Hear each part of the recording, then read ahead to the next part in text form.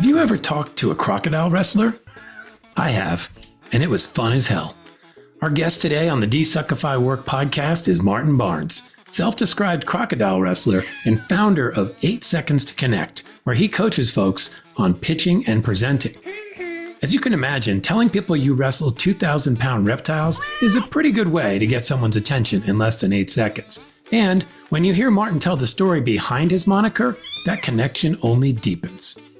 You may know Martin on LinkedIn as the guy who uses simple sketches to tell powerful stories. Those sketches are a great example of his ability to grab and hold your attention in the midst of a million other pixels competing for your eyeballs. We touch on that and so much more during our conversation. We talk about how you can actually learn to love pitching and turn anxiety into joyful anticipation. We talk about how the skills we develop as presenters can help us communicate with more intention in any situation, and how a small stack of Legos is all you need to understand the keys to a successful pitch. So, who's ready for some crocodile wrestling?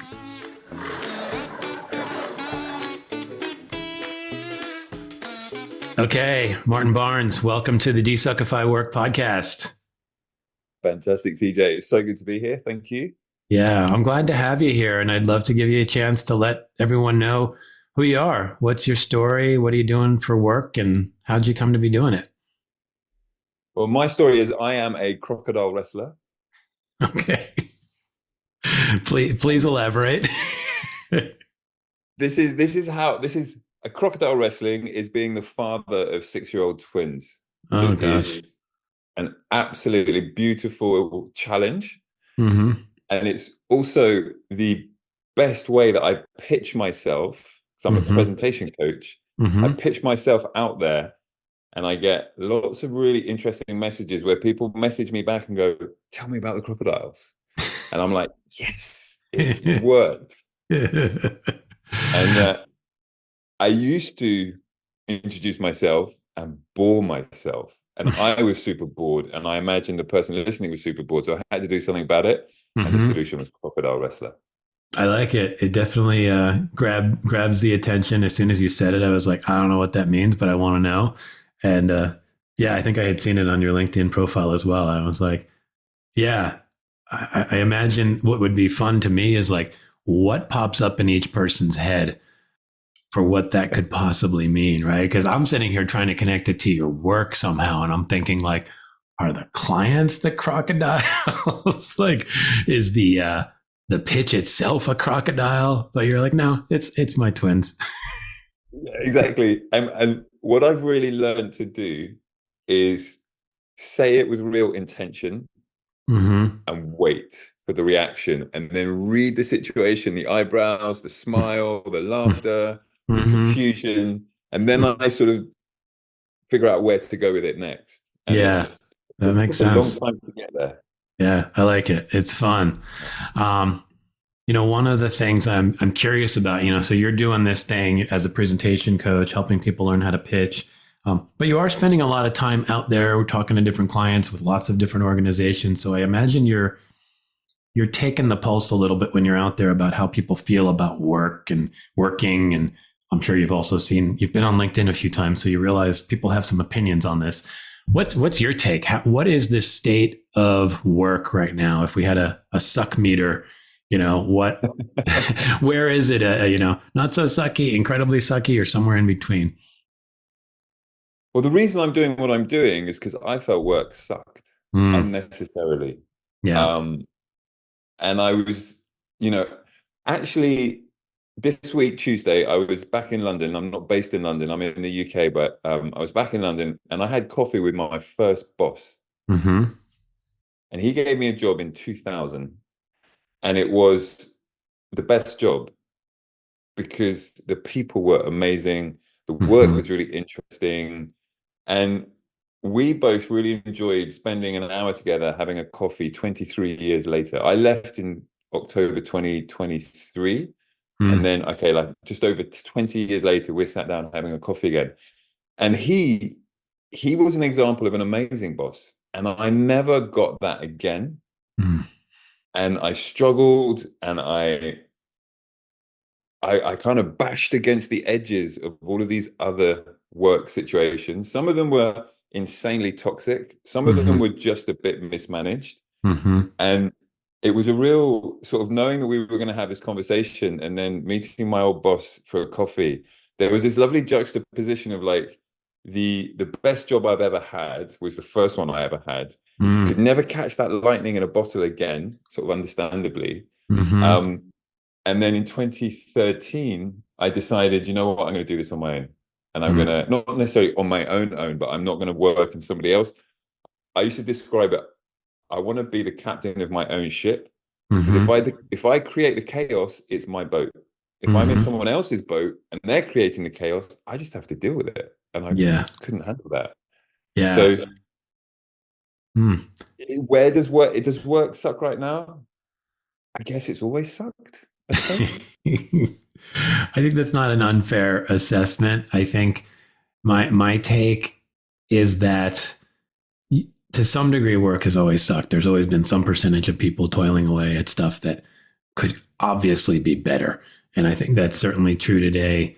I I hear, maybe because I'm paying attention more, I hear some crazy stories that I feel like I didn't hear once upon a time. And but it could just be the exposure through social media lets you see all of the ugliness because it all rises to the surface. And maybe 15, 20 years ago when we weren't so always online, maybe we just didn't hear about it.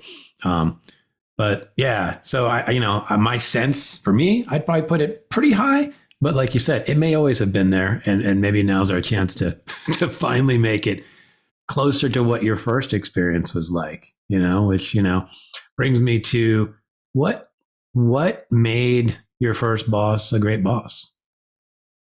So it was a really small little design studio, Mm-hmm. and basically I finished my graphic design degree, and then I didn't feel satisfied. Again, the first year of my studies was amazing. In England, we do 4 years, a year foundation and 3 years degree. Mm-hmm. My foundation year was the best year ever. It was incredible. The people, the tutors, the projects, the freedom. And Mm-hmm. then again, the next thing wasn't quite as good, and I kind of butted up against the edges of it, and I didn't quite fit in. Mm-hmm. And I wanted to do a master's, and I applied to the Royal College of Art in England, in London, which is like the premium place to go. And I Mm. didn't get in. Yeah. But then a friend of mine put me forward for a job, and then I went to have the interview, and I got the job. And I remember thinking, like 6 months later, I'm like, I'm so glad I didn't get that master's degree, because I would have spent a lot of money being back at university for 2 years Mm-hmm. and probably come out with some ridiculously big ego because I came from a prestigious school. In fact, I went to a job where there were four other people, six other people. We were all in the same room, Mm-hmm. and there was no ego in the room. There was a lot of people challenging each other, a lot of interesting work, a lot of belief. I remember Mm-hmm. being terrible when I started. I had no idea what I was doing. Mm-hmm. But then one of I suppose the senior creative within the company of five was just amazing. And I felt like I was getting my own one-on-one master's degree, and they were Mm. paying me. Wow. And I was getting opportunities to really explore creatively and technically all sorts of different things. Mm-hmm.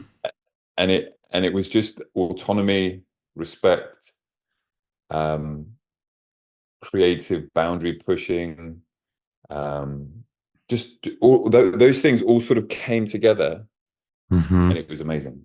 Mm. It's interesting you mentioned things like autonomy and respect. And one of the things that I will occasionally talk with some of my clients about is what are the feelings you have when you're at work, as much as what are the literal things or the processes and all that stuff, which is where our brains sometimes first go, like, why is a job good? And you kind of touched on a couple that show up a lot. I mean, autonomy is a huge one. And respect, I think, is an underrated one, because I think some people show up to work and think almost like, I don't deserve respect yet. I haven't been here long enough. I have to earn it, as opposed to just it being a fundamental human good that should show up out of the gate. And then you can earn a sense of being better at your job and people can recognize that your skills have grown and all that. But it seems pretty basic that if you show up to a place and you're performing work for people and with people, that respect should be granted. But yet it doesn't always show up that way. What do you think's driving that? I think, then I'm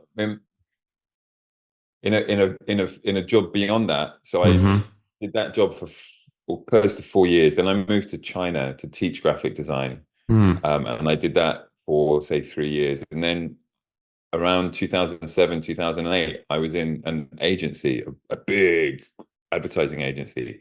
And it was the complete opposite. It was a hornet's nest of ego and ambition and pride, and just there were cliques and there were little teams within teams in the communication, and it was like so it was almost like zero respect. And it was all like, you're going to respect me because I've been here longer, or you're going to respect me because I'm more senior, which again is like so forced and is the opposite of respect. Like, I think what you were describing made me think that it's just human nature. Don't be a, it's like, what is it? I'm not religious at all, but it's like, treat other people like you want to be treated. That's common sense, right?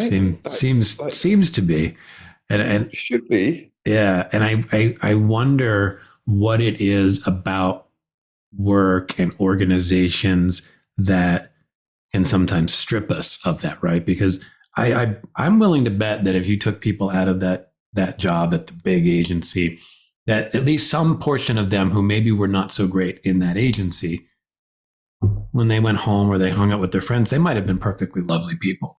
And there's something about an organizational structure that can give us permission to not be kind, to be, I'll say it, to be an asshole, and to reward that, right? And I think a lot of that comes down to things like culture, how people set those boundaries, how people, in terms of the values a company may hold. I mean, I can't tell you how many companies I work for where I have no idea if they even had any values, which is remarkable because as humans, we all hold values. We may not have them at the tip of our tongue always, but we hold them. And if you walk into a place that's kind of devoid of that and it becomes kind of anything goes, well, you get a little Lord of the Flies craziness that happens, right?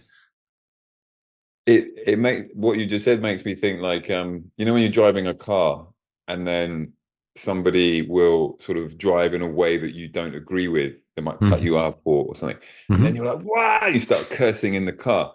And then there's the sort of thing of like, stop, you don't know what they're dealing with. They might be in a rush. They might be, having to get somewhere quickly because of a family, you just don't know, but you instinctively, it's that, what is it, Thinking Fast and Slow, that amazing book. You read it? Jumping to these biases that we have.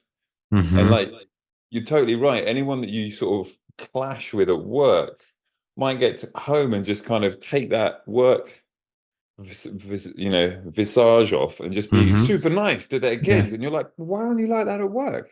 Right. But for some, just like the person driving the car, you perceive it as being antagonistic and counter your values. But like you said, we don't know what the values are. They're not articulated. They're not demonstrated. I'm not saying there needs to be a poster on the wall, but like, there's no lead by example of what it should be, right? Yeah. And I think what happens is then it does devolve into sort of survival of the fittest and survival of the meanest and survival of the clique that, has the power at that point in time. And it's not that hard for, I think, an organization to step back and sort of go, what are our values? I think the harder part is what you said, is you can put them on a poster and that's fine, but you damn well better live by them then. And you better, I think, articulate for people who are coming in, like this is who we are here.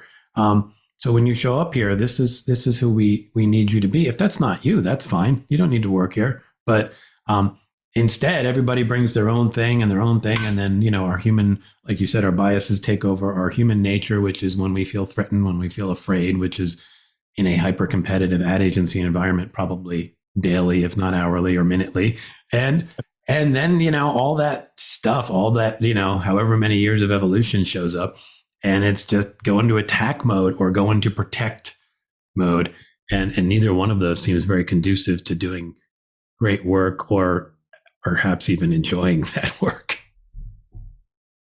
Exactly. There's this sort of chemistry and dynamics which must be engineered to some extent to be a little bit Hunger Games, Battle Royale, in sense of like, because at the end of the day, that's primeval instinct, like you've just described, takes over.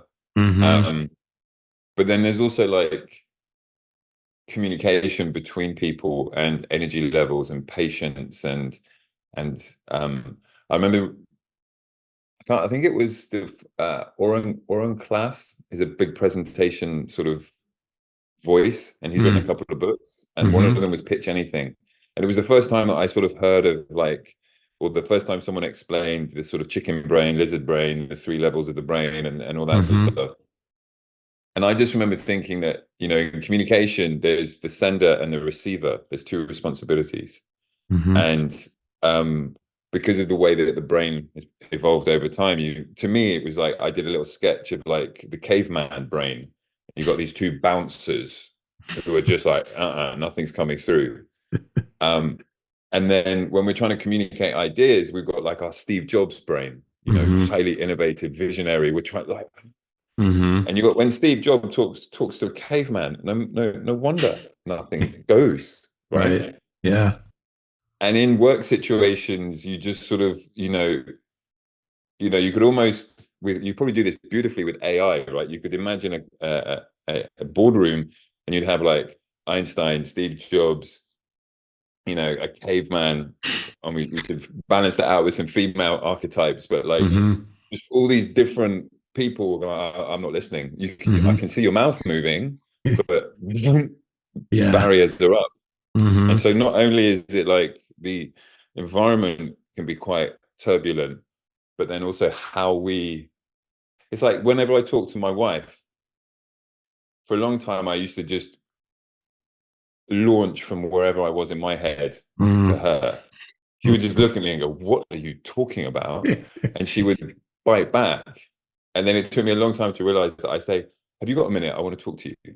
And so I'll wave a flag of like, I need your attention. If now's not a good time, you tell me, but I don't want to keep bashing into the wall of your, and I believe that especially doing presentations and pitching and agency pitching, how and when you communicate decides whether the message is actually going to get received by the other person. You can send it, but if it's not received, you're just like broadcasting.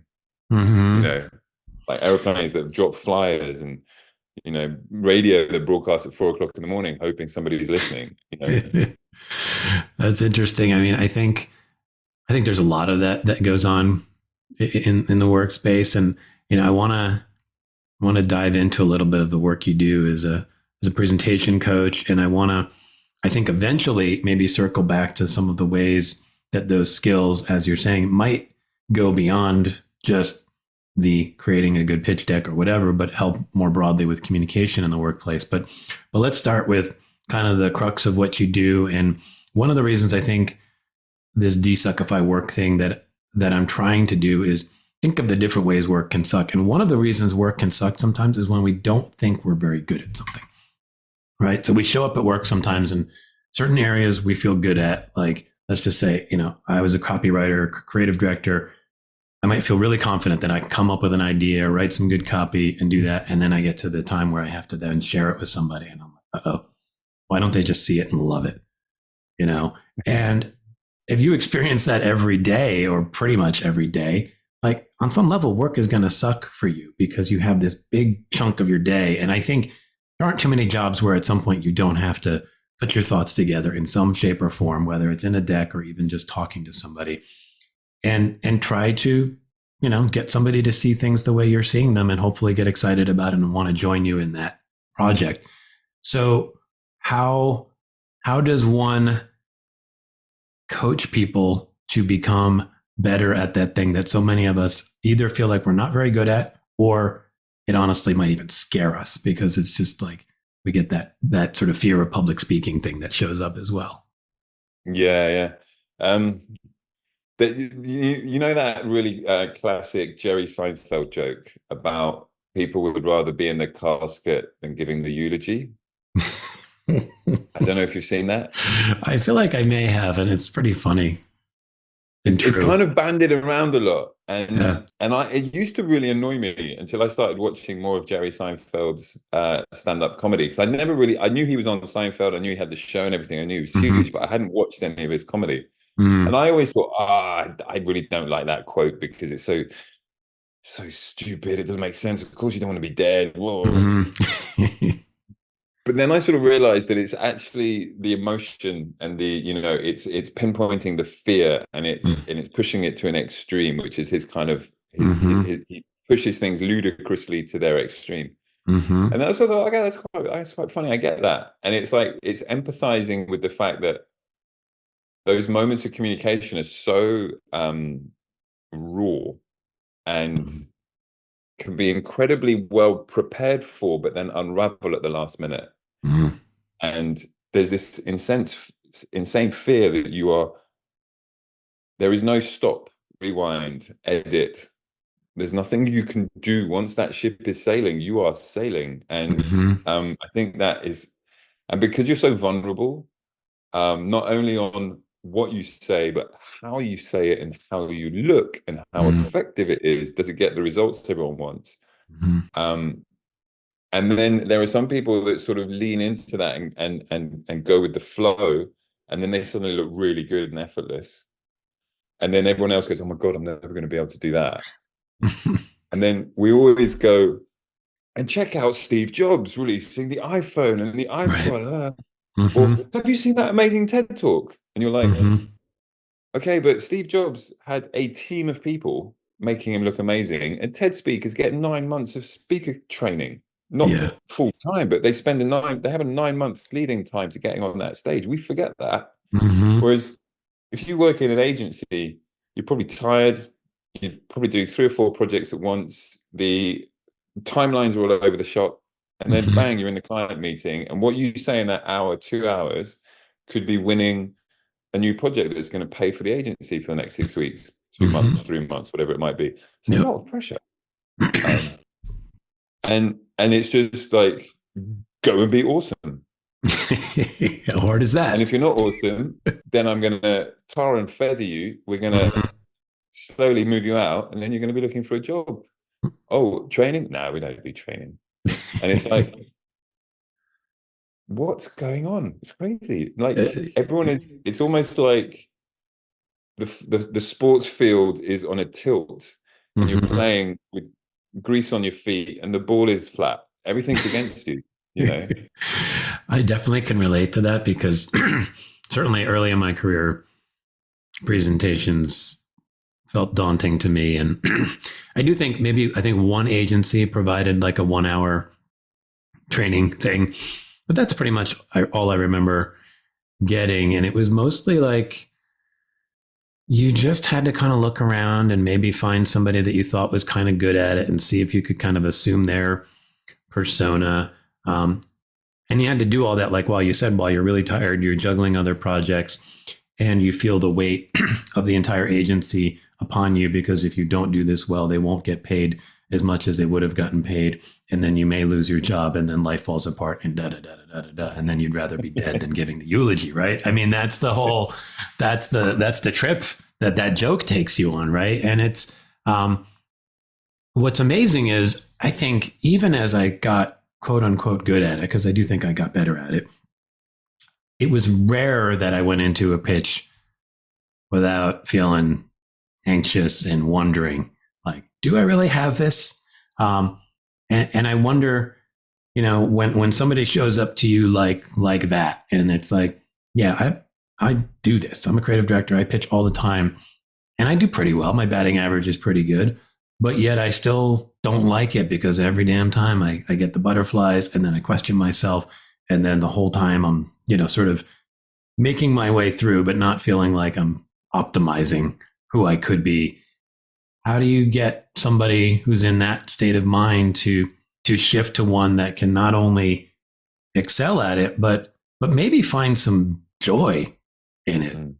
How to maybe tell us a little bit about how you help people get to that place. Yeah, totally. No, I mean, what you used a word there, which is part of one of my mantras, anxious or anxiety. Mm-hmm. And I sort of say, let's turn anxiety into anticipation. Mm. You're allowed to feel nervous. You're allowed to feel that tingle. You should feel that tingle because it's game time. It's a non-refundable. I call them spotlight moments. Mm-hmm. Whether it's one-on-one, 1 on 10, 1 on 100, 1 on 1,000, doesn't matter. Mm-hmm. When you have the attention of the room, and I have your attention right now, you have my attention, and we have the attention of our listeners in the future. Mm-hmm. This is gold. This is like high value. Mm-hmm. And if you go in there unprepared and blunder it, you're wasting that. And attention and time is non-refundable. There's no receipts or returns. Mm-hmm. So you should feel that moment, but don't let it become anxiety because that's going to trip you up. Mm-hmm. Let it become anticipation and lean into it with a smile and kind of go, I'm going to do this.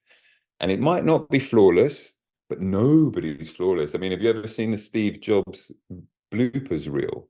No, but that sounds fun. I think it's on YouTube somewhere. We should link it in the comments. But he surfed through every kind of blunder you could probably have because he just presented a lot. Yeah. And I think like when you know that I did a TEDx Beijing talk in 2010, and I had so much anxiety and pressure on myself for it to be amazing. And then I didn't perform as much as I wanted to. And it was a pivotal moment in teaching me the power of presenting and the fact that I needed a better process. Mm-hmm. And I was talking to my friend about it afterwards, and he said, nobody knows what you're going to say apart from you. We're just enjoying the show. Don't over pressurize yourself about, and again, another thing to ask your question, how do we work with people, is like, write a script, let go of the script. Whenever you see somebody present and their eyes are looking up at the ceiling and they're sort of scanning, it's because they're trying to recreate the script they've written in their heads and get back on paragraph. And all their energy has gone away from smiling and looking into the camera and talking about what they know into, I must remember what I wrote 2 weeks ago. Oh my God, I can't. And then everything turns in on itself. So again, it's like bringing it back to flip that feeling of anxiety, reframe it to anticipation, let it exist, but just enjoy the sizzle instead of worrying about getting burnt.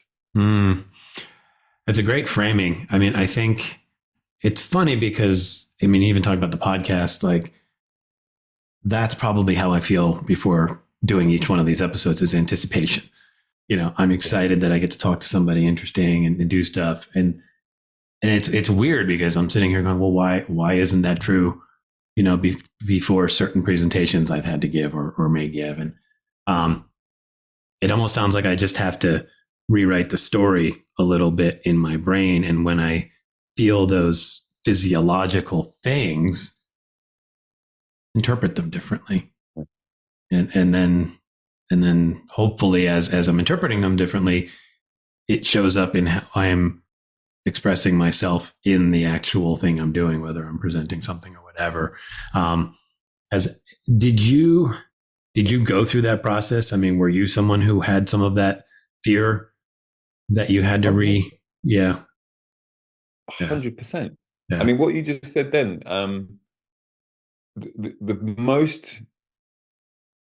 the biggest, most important, highly stressful pitch we'll ever give is to the audience in our head. And at the front of our head, in a deck chair is a big, fat, sweaty troll.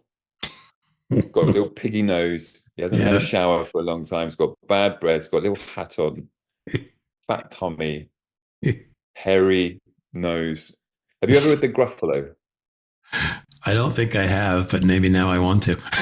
Yeah, it's a really famous kids book. Okay. And it's got like a bit of a monster. And the way that the author, Julia Donaldson, describes the Gruffalo is fantastic. And I've read it to my kids a million times. And I have taken that and said, well, that big, fat, stinky troll is sat in a deck chair right in the front of your head, taking up prime real estate, just sitting there going, no, you can't. You can't do that. You're going to make a mistake. And we listen to that. Yeah. And I did a training session the other day where I had everybody in the room, and the first thing we did was we all drew or described our own troll on a piece of paper. And I said, no one has to share, no one has to show, but I just want you to put it on paper. Some people said, can I share it? I was like, of course. We had a fantastic conversation where people started talking about this one teacher at school that had given them a really hard time and had put them off for life and we went like the timings of that workshop went totally out the window because I was like, this is great. Like we need to explore this, right? And then it was almost like, okay, get that piece of paper, rip it out of your book, throw it up, and let's chuck it in the bin over there in the corner. And all these paper balls went flying around the studio, the workspace. That's fun. Yeah, and it was just like, don't let that take prime real estate in your emotional space because it will then just stay anxious. Whereas when you show that little troll, kick him out, don't let him come back in, then you've got the space to feel that anticipation and lean into all these amazing moments that presenting can give you. And of course, it's not going to be plain sailing. There's going to be, if anyone tells you they don't make mistakes, you've got to start walking in the opposite direction and not talk to that person again about that topic because they're lying. And just appreciate that. Again, it's like the audience is insanely forgiving because they're secretly going, I wish I was up there, but I'm listening to my troll too much. And I admire that person because they're not listening to their troll, you know. And just realize that you can amplify and extend ideas so much quicker from any spotlight moment rather than sort of watching from the sidelines. And it's that pitch in your head that gets you from the sidelines onto the pitch. Wow, I love the visual of the troll, and it seems like a pretty useful exercise, right? Like getting people to draw and imagine and then destroy that character, because as soon as you said it, I'm like, I've definitely got that in my head. I think it's funny in my head, what I try to end up picturing sometimes when I think about it, I have this very judgmental voice in my head. I picture that Simpsons character that always points and goes, I don't know if you like that's what it feels like. It's like the, you know, that annoying like little bully kid who just anytime, like if you just took a weird step and stumbled a little bit, he noticed and pointed and goes, like that's the voice that's in my head when I'm like practicing for my next presentation, just going, oh, you screwed that up, you know? And so I love the idea of being able to take that little guy, tossing him. And then my brain actually went to the place of like, can I put somebody else in that chair who's like my biggest fan, my biggest supporter? You know, in my case, that might be my wife, who just like is always like encouraging me and telling me how, you know, I'm doing great things. And like having that person there, I wonder if that could be an interesting way to just completely shift the dynamic for you. It's so funny you say that because we did the session, we did the troll sketching exercise. There was 18 people in the room. One person put their hand up and said, you know what, can I describe the person that I admire? I was like, yes, of course.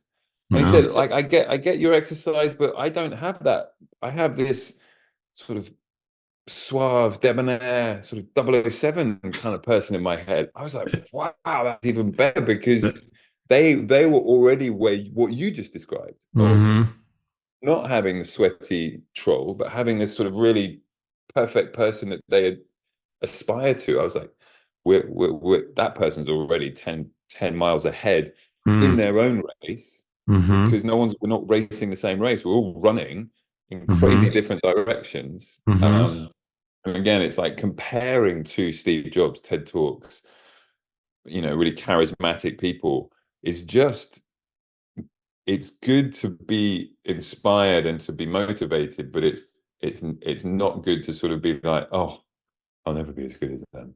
That doesn't help at all. No, and unfortunately, I think we all have that voice in our head, and anything that can help us get to a better voice in our head is gold to me. The one thing that I did want to touch on also about your business is the name of your business, which I assume has a lot of meaning, but this 8 seconds to impact. When I read that, I go, oh shit, is that really all we have? Is 8 seconds to create an impact? Or is there more to that story? And if there is only 8 seconds to create an impact, how in the world do you do it? I imagine Crocodile Wrestler is a good example of that, but how else might we get there in a way that feels, genuine versus maybe forced? Yeah. So basically, when I had a business in China, my business was called Mountains of Imagination.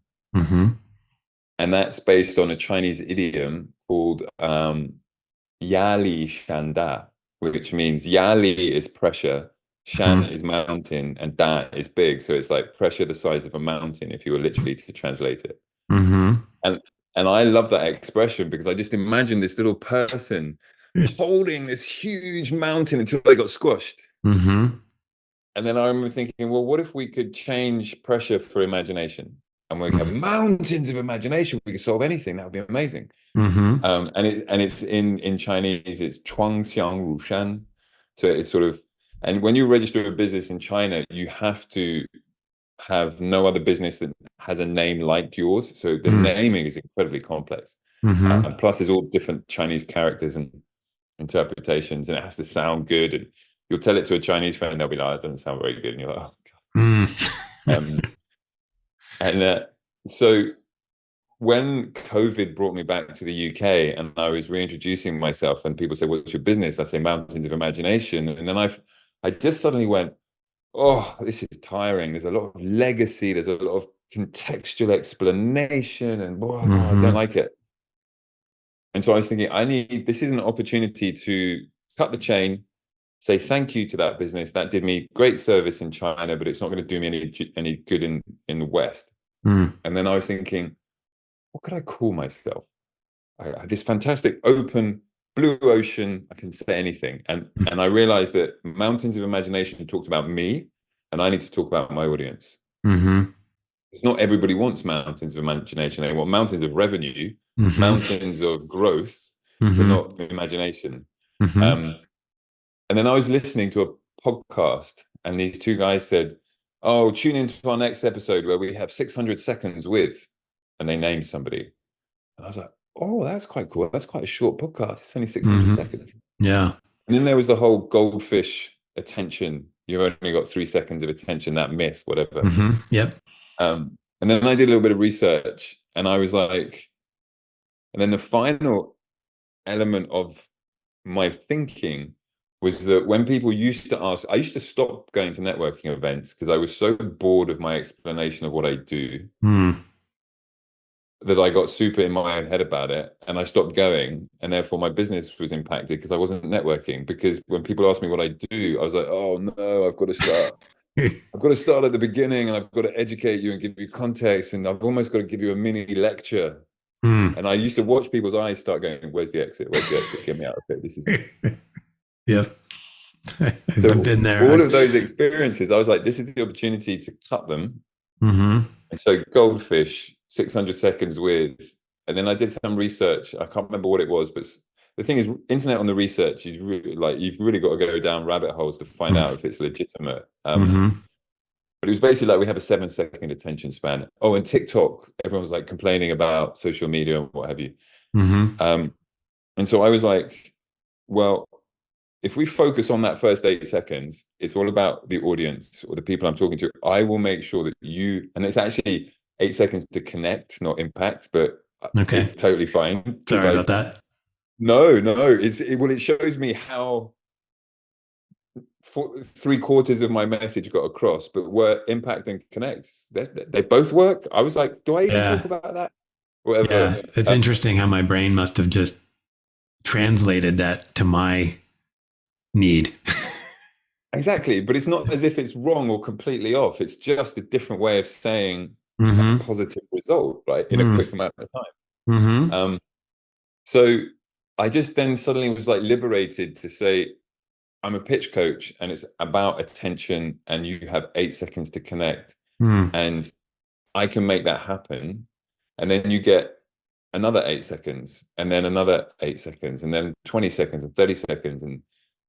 And you have to treat it like that. Otherwise you don't respect your audience and you don't appreciate that your audience is literally listening to a pitch and kind of going 10, 9, 7, 8, 6, 5, 4, 3, 2, 1. I'm back on my phone.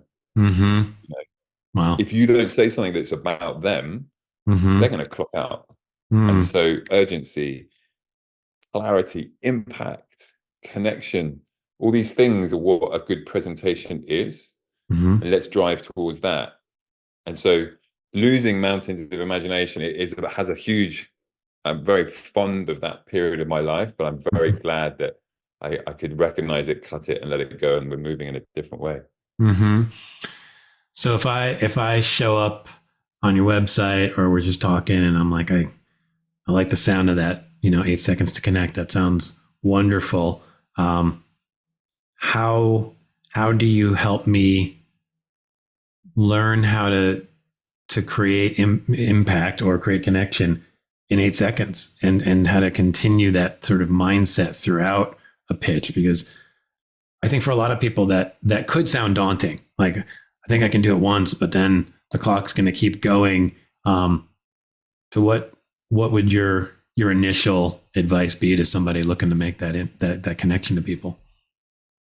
I bring out my Lego blocks. I like it. And mindset is the word you just used. So for everyone who's listening and not watching, so imagine 5 Lego blocks. And there's a layer of 5 Lego blocks, and that is your pitching mindset. Do you want to improve? Are you coachable? Are you listening for the feedback? Are you going to iterate? Are you going to interpret the feedback? And then on top of those 5 Lego blocks, there's 4 Lego blocks. And that's your pitching strategy. Why am I pitching? What am I trying to achieve by preparing my message, gathering my audience, and then putting myself on the spotlight, full of all those emotions? Why am I even doing that? Like, do I have a clear goal? Then 3 Lego blocks is, what am I saying? What's my message? Story, information, data, facts. And then 2 Lego blocks is my performance. And then the final Lego block on the top is your visual support, whether that's design or, video, whatever that might be. And so if you don't have the bottom layer of 5 Lego blocks of mindset, the rest of it doesn't matter. And like what I've got right now is it looks like some steps. Now I'm going to turn that upside down, and most people start from the slides. They jump into the software. The software says, here's a template. It's got 3 bullet points on. What three? I don't know. I hadn't thought about it. I'm going to put it out. Yeah. And it becomes a cake tin, like cookies. You're cutting cookies with a little shape. And it took a long time to get that, because there was an experience once where I was training a team of startup founders to go to a pitching competition. And I was actually in China at the time. They were in the UK. And we scheduled 2 one-hour sessions, and they could choose the session they wanted to come to. And we would do some pitch practice. And there was this one founder, Rachel, and she turned up and she was obviously nervous. She had a script stuck on the wall next to her computer. She was a bit anxious. And then when she pitched, she just read the script. And then we talked about that. She'd buried the lead. It took a minute for her to get through the pitch before she said the most interesting thing about her goals. She was reading, her voice was all over the place. So anyway, she demonstrated her pitch at that point. We had a conversation. We did some peer feedback, some on-the-spot coaching. And then there was other people in the room. They all got to go. And then I said at the end, guys, we have another session in 2 days. You can come again if you like. Other people will get priority to pitch. But if you're there, you're in the room, you'll get to pitch. Out of 10 people, she's the only one that came twice to the session. And then she waited patiently till everyone else had pitched. And she said, I know we're going to go long over time, but I'd love to pitch again. I said, let's do it. You're here. I'm not going to say no. She pitched again. Everybody in the room went, oh, what was that? Wow. Because she aced it. And she had probably taken about 60% of my feedback and implemented it. The other 40%, she went, not really for me. I mean, not everything I say is going to be right. Yep. And it was just like, wow. I was so impressed because by taking what she'd buried in the middle and bringing it up to the top, she just connected with everybody instantly. And then I was lucky enough to be at the event a week later where she was pitching live. And it was pitch on stage for 4 minutes, talk to the panel judge for 5 minutes. It's a startup event. So basically someone's going to walk away with a pot of prizes worth £50,000 or something. Somebody else came to the event who did the training and then it was also on the stage, implemented none of the feedback from me or others, just turned up again at the training session. Thank you very much. That was great. Really appreciate that. Fantastic. Turns out pitch is exactly the same. He's not bad at pitching. Right. But Rachel was on stage. She was so nervous that she left after just the pitch and she forgot about the conversation with the judges. Oh, wow. She was that nervous. She won. She won the whole thing. Wow. And the judges said, we're giving this to you because you're going to do the most with it. She connected. How she felt became part of her performance.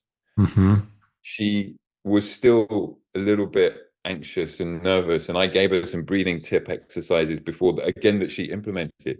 And after that experience, because I don't often see the result of my training, and that's when I came up with this formula, this 5 layers. And if your mindset is not there on the foundation level, the rest of it's not going to make any sense. Yeah. And then I've seen that pattern more. I realized that I have been seeing that pattern for a long time, but never been able to articulate it. And now I see it all the time. And Rachel is one of my stories that when people say, what do you do? I'm either going to say crocodile wrestler if I want to be a bit quirky and stand out, or I just tell the story of Rachel. Well, yeah, it's one that everybody can relate to the first half of. Everybody has been Rachel, where you're nervous. You either read a script or, like you said, you've got the script in your head and you're doing the looking up, trying to recall thing. We've all been Rachel in that moment, and then we've all wanted to be Rachel on stage, winning the prize, right? What I love about the story is it wasn't like Rachel showed up and her nerves were gone and she just like ran through it and it was beautiful. It was like, no, Rachel was still nervous. She had to kind of work through her breathing exercises to get through it. She then still decided to walk off stage right after because she was so nervous and relieved she was done. It was like, let me get out of here. And then she ended up probably then be told, come back out. Here's the discussion part. So like the beauty is that I still very much connect with Rachel through that. And I think it presents a more hopeful opportunity for people to go, well, I can be Rachel there. I don't think I can ever be this imaginary person who just shows up and is like, life is great. It's easy for me to present and I never get nervous. So I love the reality of it.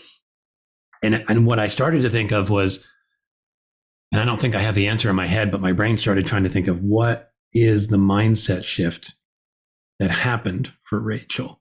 Her mindset before was something along the lines of, I'm no good at this. Pitching makes me really nervous and I'm always afraid I'm going to screw up. And so therefore I probably do. Where do you think her mindset went that allowed her to get to a place of, connecting and having an impact? Oh, that's a good one. I think it's a combination of things. So I talked to her afterwards, and she said that I commended her and celebrated her growth mindset. And we've often heard the term, that hashtag. I studied about it when I did a postgrad in education, growth mindset, fixed mindset, that sort of stuff. And I said, you have an incredible growth mindset. And she goes, oh, that's my dad. And she was very complimentary of her, her relationship with her dad and her dad's belief in her and all this sort of stuff. But Rachel's just like you or I, completely just normal person. Another contributing factor was that it was getting close to crunch time for her business. And her business is around her son who's autistic. And so she's building a solution for her autistic child. So it's insanely close to her. She's doing what that one piece of business advice of scratch your own itch, build something that you want yourself. She's doing that. Yeah. And it's also for her son and for every other autistic family out there. And she was running out of her own money, and she needed this. And even though she didn't explicitly say it like that, and I know she won't mind me sharing this, but I think it's important to the learning, is that like the pressure was building. And again, it's like those 5 Lego blocks at the bottom, she had the growth mindset to come in and say, I'm going to listen to the experts that get put in front of me. And I'm not going to take them ounce for ounce, everything they say, but I'm going to take what makes sense for me. And then that's going to elevate me. And so I think the combination of her growth mindset, the timing of her business, the sudden arrival of the coaching, she's very coachable, very, very hungry for this next. And it's not like, and how you described it, of like, you could still relate, because she didn't come in at like peak performance Serena Williams or something like that. She didn't come in like completely amazing. She's still like, oh my God, I'm still figuring this out. But the momentum, the path is being cleared, and she's going in the right direction, and she's intentional. And there's something recently, I'm actually working on a proposal at the moment for a potential project, and something that I've started to say is, I'm like, is it pitching? Is it public speaking? Is it presenting? Yes. It's all of them. And let's just call it intentional communication, because again, you come back to my model. We've got those 4 Lego blocks. What's my pitching strategy? Why am I communicating? And we roll back to the beginning of our conversation, our caveman talking to our Steve Jobs, or our cave woman talking to our Oprah Winfrey, whoever it might be. Those 2 very different levels of thinking. If you don't know why you're communicating, you're throwing mud at the wall.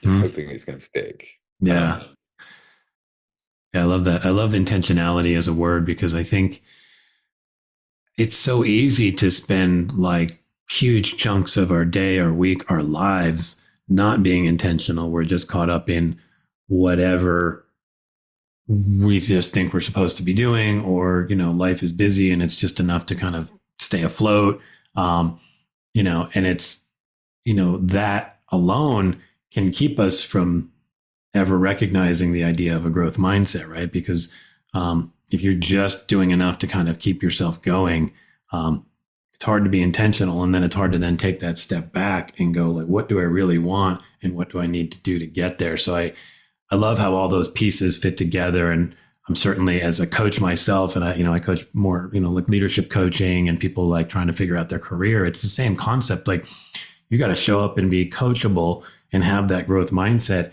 And what I've recognized is, and this is true for myself, and I think it can show up sometimes for clients, you might think you have a growth mindset because you sort of are drawn to learning and all that stuff. But then you realize you've labeled yourself with something that you're just letting it stick. So for instance, somebody like Rachel could have labeled herself, I'm a bad presenter, and then could have just been like, that's just not my thing.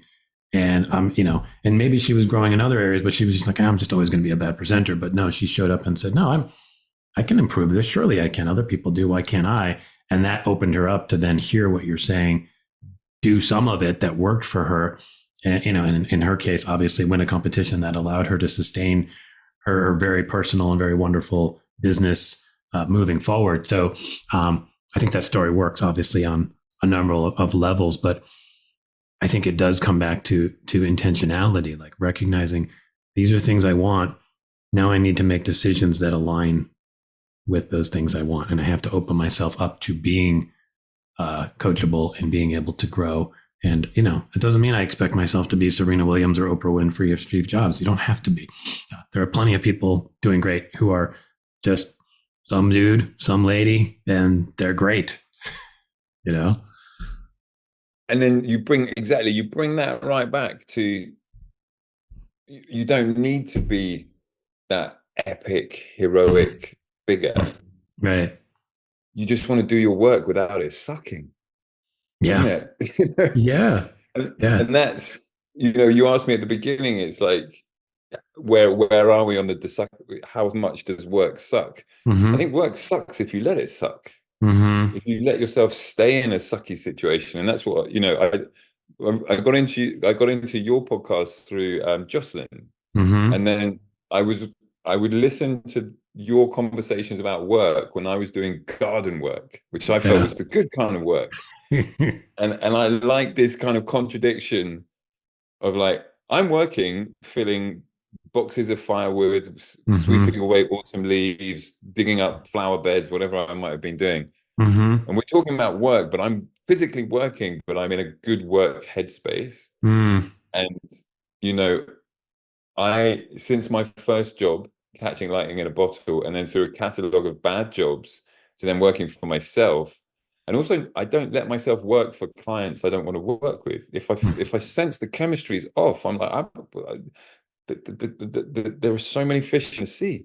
I don't need to work with this person because I don't want it to suck. Because I don't want to kind of finish work and then have this troll in my head, kicking cans in my head when I should be playing with my kids or talking to my wife or having relaxing time or something, So yeah, that's a really good point too, right? It's like work sucks doesn't just ruin work. It ruins everything because that troll stays with you when whatever you're doing, you're doing something that you think is fun, whatever that is, whatever your interest is, or if it's family time or if, hey, I'm going to go zip lining this weekend, whatever it is, you're not enjoying that when work sucks because that just continues to eat at you during all hours. And I think you're right. I think we do have to sort of step into that and be intentional and decide that I don't want work to suck. And then it's a journey because it isn't like you flip a switch and work just doesn't suck. You have to figure out what matters to you, who you want to work with, the types of people, so that when somebody shows up who isn't that type of person, you can recognize, no, that there's just a values clash there. There's something going on there that doesn't work for me. And you can make that choice versus just going, I don't know, it's more revenue, so I guess I'm going to do it. And even if you work within a company, realizing that you have some ability to define how your experience goes there. And it comes back to a little bit of what we were talking in the beginning, which is this is all about communication. You're talking about pitching and presenting and public speaking or whatever. But like at the end of the day, what I feel like you're also teaching is just how to be an effective communicator. And that can be in a conversation with your boss, a conversation with your peers as you're trying to sort through a project and figure out the best path forward. Do you ever get into that at all with people, that the idea that not only can you learn how to pitch your ideas better in these quite more formal settings, but you can sort of advocate for yourself or for what you see as the best way forward in a project or for a team using similar skills? 100%. I mean, it is so not about a pitch deck or the slides or the presentation. It's about reading the room, the moment, the goals, the relationship. I mean, I was just thinking back to all of the times in jobs where I have communicated so badly myself. And then I'm like, upset that we're not communicating properly, but it all starts with me. Like, I Mm-hmm. remember swearing in meetings. I remember storming out. I remember being rude, being late, like all of these Mm-hmm. dick things that I was doing. Yeah.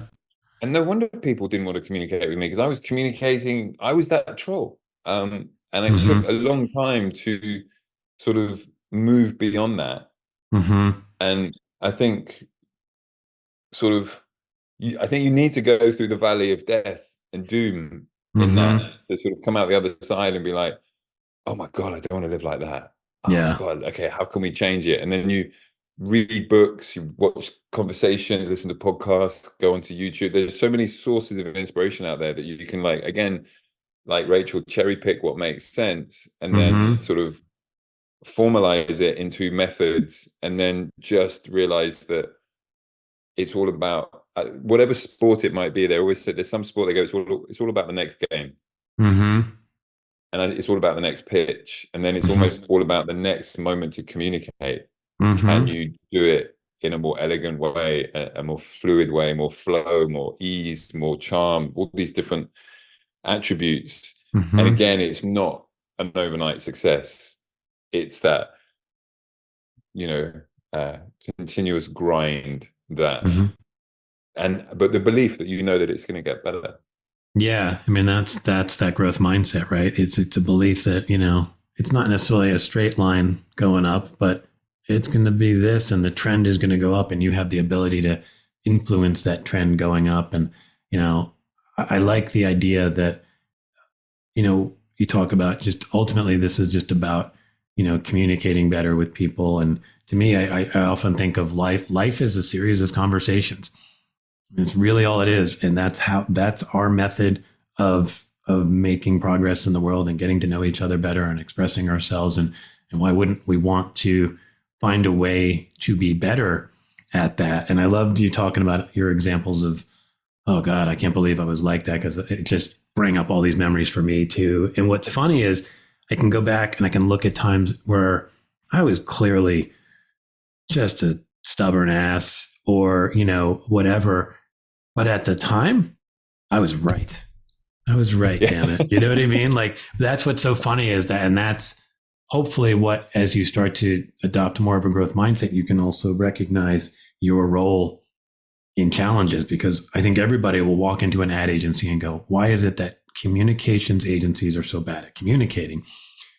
And I think one of the reasons is because we're not taking the responsibility for our own communication, which can have not just an impact on ourselves, but potentially an impact on others. Certainly, if we're working within a team, it can have an impact there, which could then have a greater impact. So the ability to model the behavior we want is kind of step one. There may be situations which are flat out toxic, and no matter what your influence is, it's not enough. But why not start there, see what happens, and if it does create some momentum, go with it. If it doesn't, great, you tried. Bring those skills somewhere else where it may build more of what you want. So I really do enjoy the applicability of what you're bringing to so much more than what we think of when we hear the word pitch or presentation, because ultimately we're always communicating and trying to do it in a better way. I mean, just, before we wrap it up, what you described there made me think of someone that we're both fans of, Jason Fried at 37 Signals.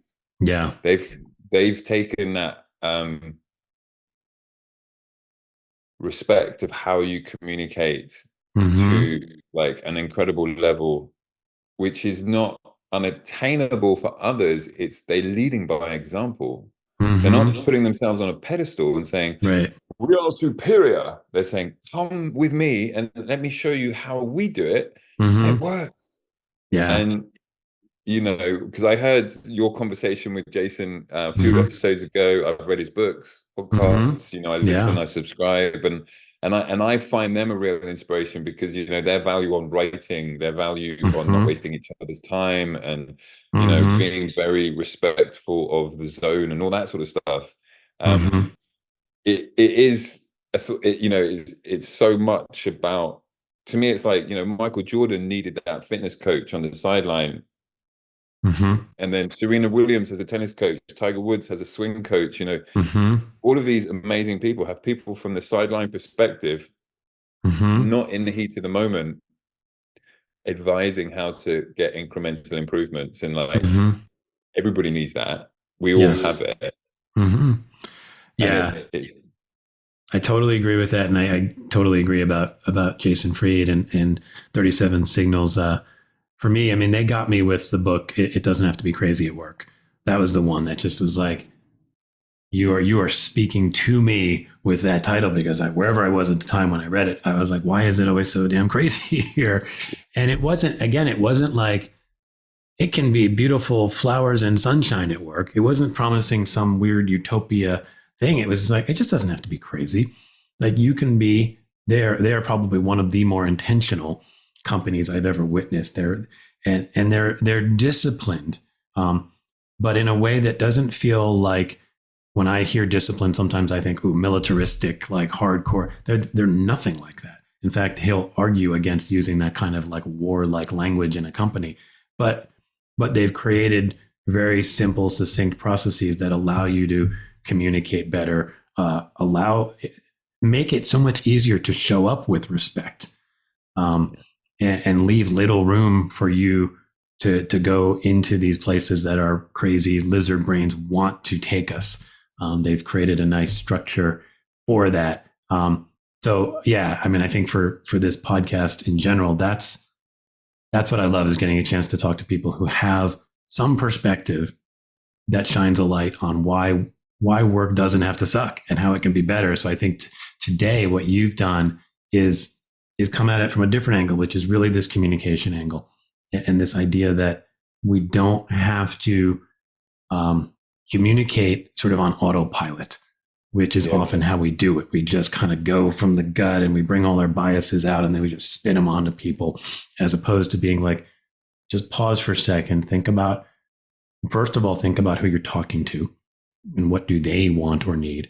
And then think about how you can show up with purpose and respect and intent, and communicate clearly, and communicate in a way that delivers what they want, more so than what we think they want, or we're just trying to get our stuff out, So I love what you're bringing for people. And, before we wrap up, I do like to ask people, are you optimistic about the state of work and where we're headed? I think I am, yes. Because we have so many different voices and perspectives who are raising the question, like yourself and Jason, Jocelyn, and all the other guests that I can't remember their names that we've had on your show. There was one guy who had the agency that was voted best agency, and there was the other person who was talking about play. There are these voices out there, and they're able to communicate in such a sort of succinct, memorable way that I have like specific scenes from your conversations that I replay because I was like, wow, I get that. Boom. Oh, nice. Log that one. That one needs to be filed away in RAM. I need that in my RAM. Yeah. Because it was so useful. And I think, like, the 37 Signals team, they've created a real tribe of mindset aligned people who are doing this because they couldn't think of doing it any other way. And that's not just how they talk to each other, but then also the products they create. So yeah, no, I'm very optimistic. And the optimistic thing is that there's enough room for everybody. Like it's not like a boat with only it's not an arc where we can only have pairs of people come in. Everyone should be working like this. So yeah, I agree. And like you said, it's not all, we don't all have to do it the same way. There's a 37 Signals way, and then there's I think you were talking about Mike Wolfson was one of my guests who had the best place to work, and is high, wide, and handsome, and that's a different way. And then other guests have different perspectives. And Gary Ware, you were mentioning, was all about play. Like, for some places, like, really lean into that, and that's going to make people thrive. So there are an infinite number of ways that we can show up and be intentional and be respectful and give people a chance, to show up as themselves and do the kind of stuff they want. when you think about your optimism and where that takes you, if you could kind of just wave a magic wand and go, okay, work's perfect today. The way we work is perfect. What does that look like to you? I think that's people smiling, being respected, listening, communicating properly, getting home to their families. Mm-hmm. I remember my first job that we talked about at the very beginning. I used to feel great on Sunday night because I Mm-hmm. knew that on Monday I was going into a place where I was with people I liked, and I was doing work that interested me. I was being challenged, I was learning, and we were making things happen. Mm-hmm. And so I think that, to be, and of course, like you see people with like dream lives, rock stars, but they all hate their job because it's a job. So it's Yeah. always going to suck a little bit because it becomes, we end up focusing on the things that annoy us about it, and you can't Mm-hmm. escape that.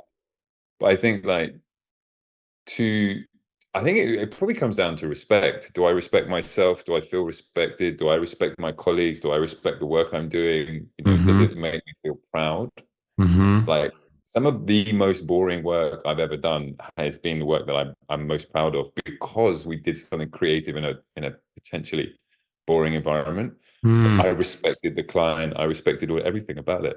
Mm. Yeah, I love that. I think respect is a theme that seems to have shown up today a few times, and I think the fact that it's both respect for others and ourselves is a key part of that, because often it starts with that self thing, because if we're not respecting ourselves, then we show up as it sounds like maybe each of us did earlier in our careers at times, where we're kind of like a dick in some moments because we're probably not self-respecting, and then we're just vomiting that out onto the world, so I think it comes back to like, yeah, it starts with us and what can we do, and then yeah, hopefully we have some knock-on effects as we bring that to the world. Speaking of effects, one of the things I like to do also is make some sound effects. If you've listened to the beginnings of my show, I'm always playing some cat sounds, and if you're really really noticing, you might notice that each guest, pretty much every guest so far, has created a sound effect, and it'll be in there, and it's been a whole bunch of different things, and it can be silly or serious, it doesn't matter. So are you up for giving us a sound effect? 100%. Awesome. What do you got?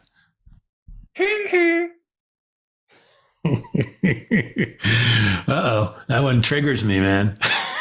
Because I was just thinking at the end of what you just said before we got into sound effects, I was like, would The Simpsons ever do a scene where that character is sat on a like coach's sofa talking about why they always go point out other people? What do they not respect about themselves? What does that character not respect about himself to always want Right. to point it out in other people? That's what I was thinking about. So Oh my God, it that's had to be funny. that one. Oh, I love that. That's awesome. Yeah. I don't know. I think That's getting pretty meta. it is, but I actually think like the thing is like I can immediately picture like, yeah, he's probably got things going on at home that makes him frustrated, and he shows up at school and maybe he's a little bit bigger and tougher looking than everybody else, so he can just point and laugh at people when they do stupid stuff, and then he goes home and gets told he's stupid. Like that's probably what's going on. We're sort of remarkably simple creatures in that way, and that what gets done to us and what gets absorbed by us, we got to get rid of it, and we throw it at other people. Um, well, on that note, I want to just give people a chance. First of all, thank you for coming on, but I do want to give you a chance to let people find you in all the ways people can find you online. There is only two places you can find me online. One is LinkedIn, and I Mm-hmm. am the only crocodile wrestler on LinkedIn. And then the second one is my website, and that is 8secondstoconnect.com. And that's 8 spelled out, or 8 as a number? 8 spelled out as words, 8 Okay. seconds to, but I think you can put in the numbers and it works as well. Okay, I think great. And you just reminded me real quick before we go, on LinkedIn, you've kind of developed this identity as the sketching guy, and I'd love to just give you a second if you have time to talk about how you became the sketch guy. Well, there's lots of us. We're a wonderful tribe of visual note takers. There's loads of amazing artists. And basically, for me, every good pitch starts with a sketch and ends with a sketch. So whenever we're creating content or planning strategy, I will be whiteboarding. And then if we use visuals to pitch, I will want to have a sketch in that to complement the icons, the photography, and then the sketch. So a photograph is great for emotions, icons is great for process, and sketches are great for concepts. So that's how I use them. I love that. And I actually think that's a lesson we could take into the worlds of advertising and other communications places, because there is such a desire to ultimately have something feel really polished and finished at the conceptual stage versus the freedom and imagination that comes when you have a sketch. So I hope we're listening and maybe thinking about how we could go back to that place of sketching in that conceptual stage, because I think it creates so much more possibility than a very polished photograph does. Exactly. And we're about to open a can of worms. But now that you can prompt perfection through AI, we're, people are going to be so overloaded with perfect images so soon. They'll be like, I can't see an idea. I can just see a varnish, a veneer. Not to say I have nothing to no vex. I think AI is amazing, and I think AI generated images are amazing, but it is a torrent, and we do need to slow down and be like, get the post-it note, get the Sharpie. What does Jason say? He said something like sketch with a fat marker. Yeah. Make it blunt so it's basic. Then we can confirm it's what we want. If it's all highly polished AI renders, then we lose track. We start commenting on what we feel about the finish rather than what makes you think about the idea. Yeah, I love that. Well, on that note, I will say again, thank you, Martin. This was a really fun conversation, and I hope people get a chance to track you down online, and get to enjoy some of your LinkedIn engagement with your sketches and all your great insight, and hopefully some folks tap you to learn how to communicate better, whether that's one-on-one or one on a million. Fantastic. Thank you, TJ. It's been a wonderful conversation. I'm really happy. Thank you. Awesome. Thanks, Martin. Bye-bye. All right. Cheers. Bye-bye. Thanks, everyone, for tuning in to the DesuckifyWork Podcast. And thanks to Martin for bringing joy and curiosity to our conversation. You can follow Martin on LinkedIn and check out his site at 8secondstoconnect.com. That's the word 8, not the number. The site is loaded with good info and a ton of fun stuff to explore. You know what else is fun? Checking out my site at thepuddingfactory.net, following the podcast on Substack, YouTube, or just about any other podcast app, and subscribing to the DesuckifyWork newsletter at tjbennett.substack.com. Hope you all enjoy. Bye, everyone.